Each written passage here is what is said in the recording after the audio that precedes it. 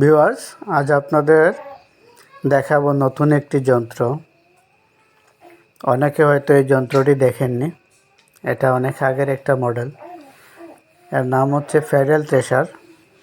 এই pedal thresher দিয়ে ধান মাড়াই করা হচ্ছে। আপনারা দেখতে পাচ্ছেন